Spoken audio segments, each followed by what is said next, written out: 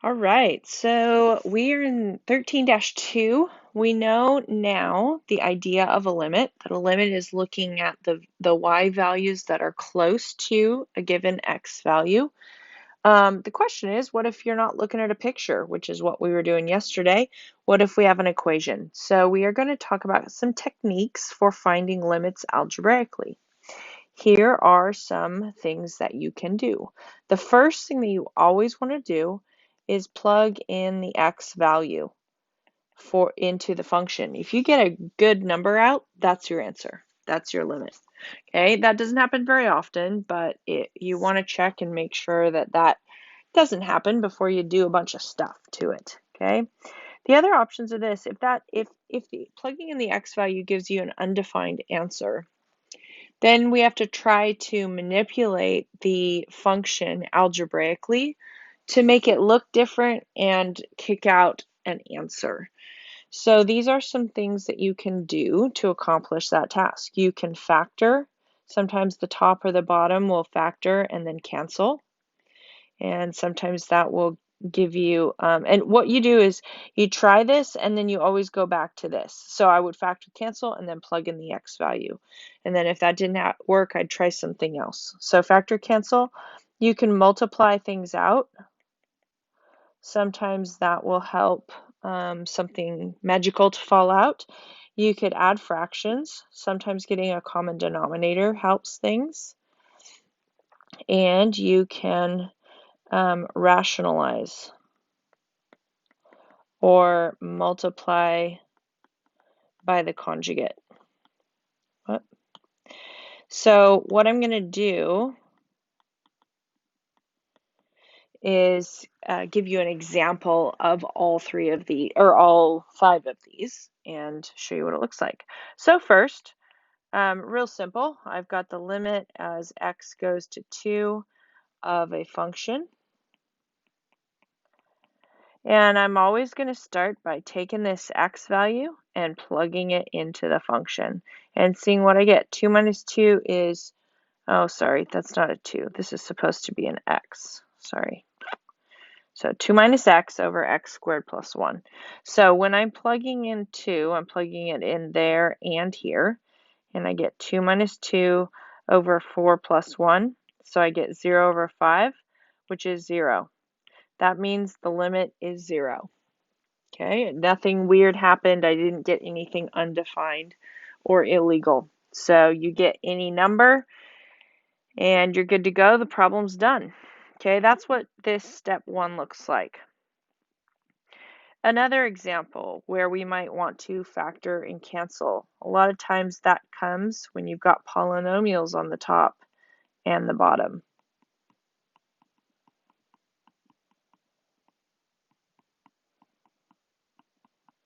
All right. So if we take a look at this, you've got two polynomials, one on the top and one on the bottom. And so the first thing that we do is plug in -4 for x, because it could be the first type of problem, right?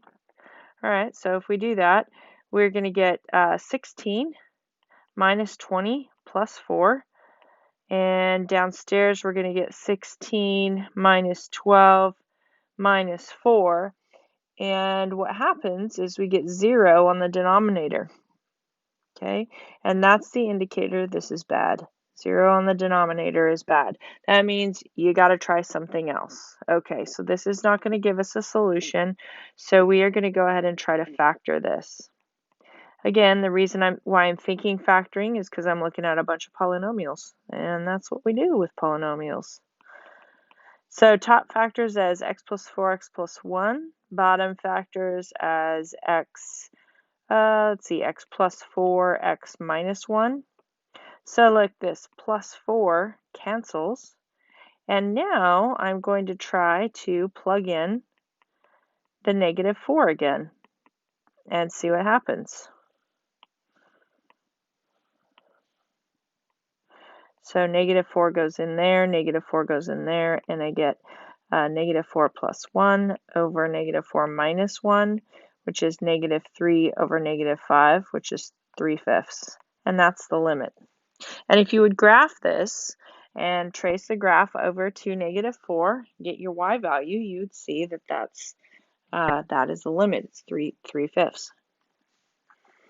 Okay, that's what factor and cancel looks like. Notice that after I factor and cancel, then I go back to step 1 and plug in the value. If this didn't work, then I'd try something else. Okay, you just keep trying tricks until something works. All right, next one, that's number 2. Number 3 is multiply things out. Let's take a look at what those look like.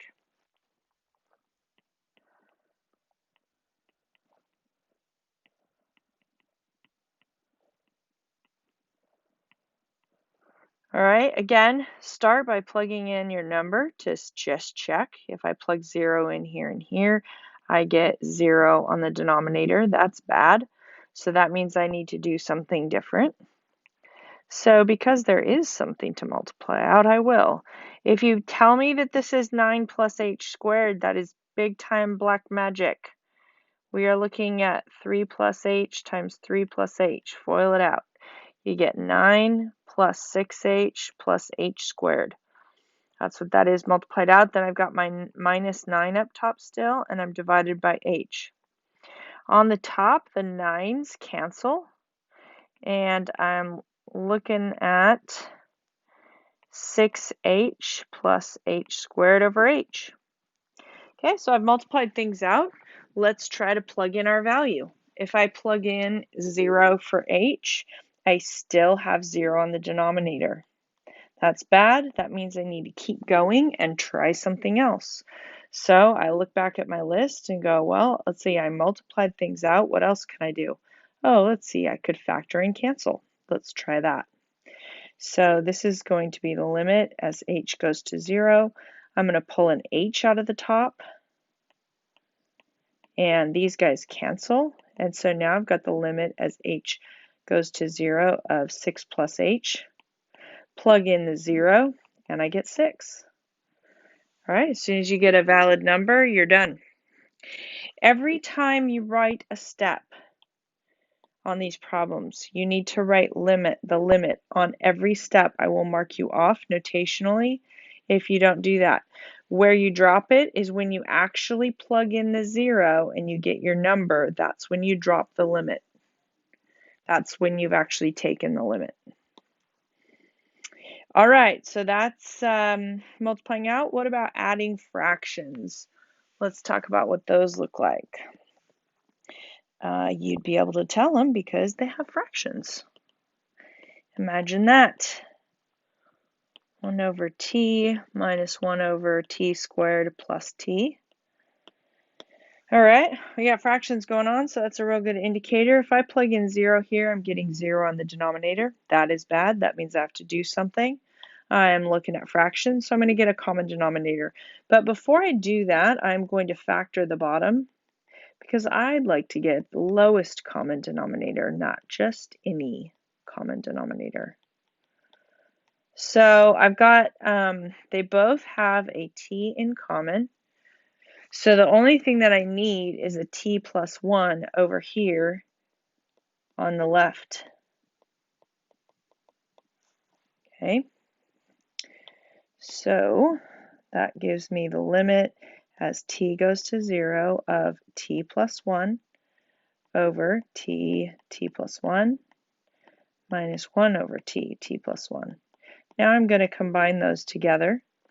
The 1's are going to cancel on the top, and I'm just left with the limit of t over my denominator.